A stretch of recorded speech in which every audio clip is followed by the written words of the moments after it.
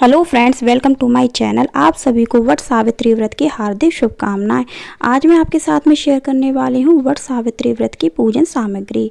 वट सावित्री का व्रत सभी सुहागन महिलाएं अपने पति की लंबी आयु की कामना करते हुए करती हैं। इस व्रत को करने के लिए अगर आप घर पर करना चाहते हैं तो आपको बरगद की टहनी की आवश्यकता पड़ती है। जैसे कि मैंने एक टहनी ली हुई है, इसको मैंने एक गमले में लगा लिया है।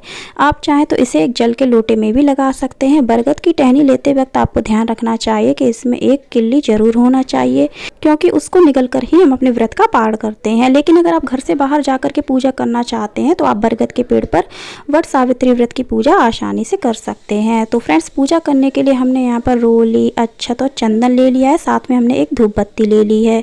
इसके साथ ही हमने गौरी गणेश लिए हैं। तो यहाँ पर हमने गौरी माता हल्दी से बनाई है और गणेश जी को हमने सुपारी पर कलावा लपेट करके बनाया हुआ है। आप चाहें तो गणेश जी की मूर्ति भी स्थापित कर सकते हैं।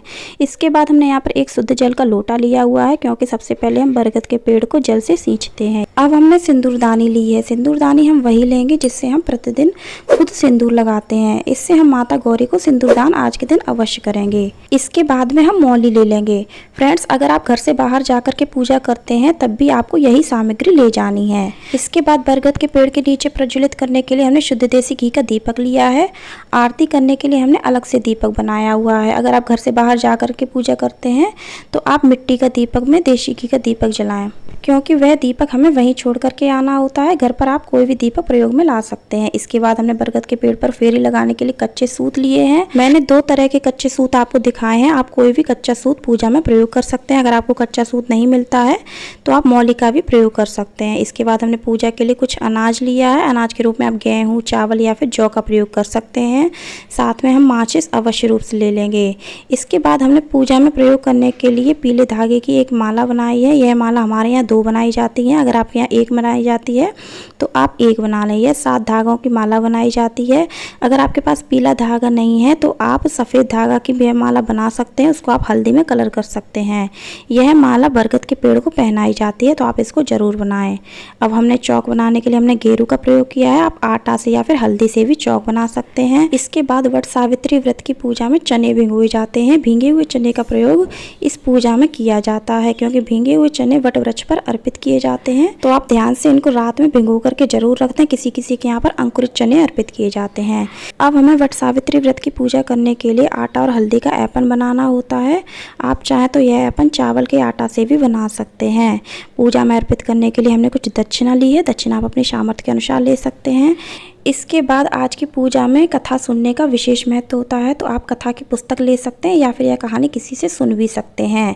अब हमने भोग में अर्पित करने के लिए पूड़ी बनाए हैं। साथ में हमने मीठे आटा के बरगदा भी बनाए जाते हैं, जिनको बरगद के पेड़ के नीचे अर्पित किया जाता है। यहाँ पर मैंने 5-5 पूड़ी और 5-5 बरगद बनाए हैं। 2 जोड़े बनाए हुए हैं। साथ में मैंने कुछ मीठे बरगद के पेड़ के नीचे अर्पित करने के लिए बनाए हैं। अब हमने कुछ फल लिए हैं। आप चाहे तो 1 फल भी ले सकते हैं, चाहे तो आप 5 तरह के फल भी आज के दिन पूजा में भोग के रूप में अर्पित कर सकते हैं। इसके बाद आज के दिन पूजा में हमें सुहाग की सामग्री जरूर अर्पित करनी चाहिए। तो आप अपनी सामर्थ्य के अनुसार 5 सुहाग के सामान या फिर 1 सुहाग का सामान या 7 सुहाग की सामग्री जरूर अर्पित करें।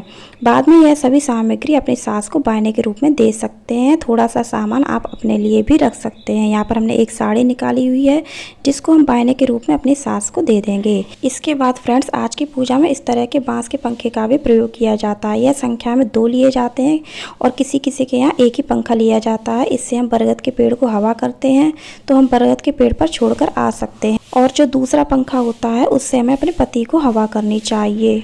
तो फ्रेंड्स, मैं उम्मीद करती हूँ वीडियो आपको अच्छी लगी होगी। वीडियो आपको कैसी लगी कमेंट करके ज़रूर बताना।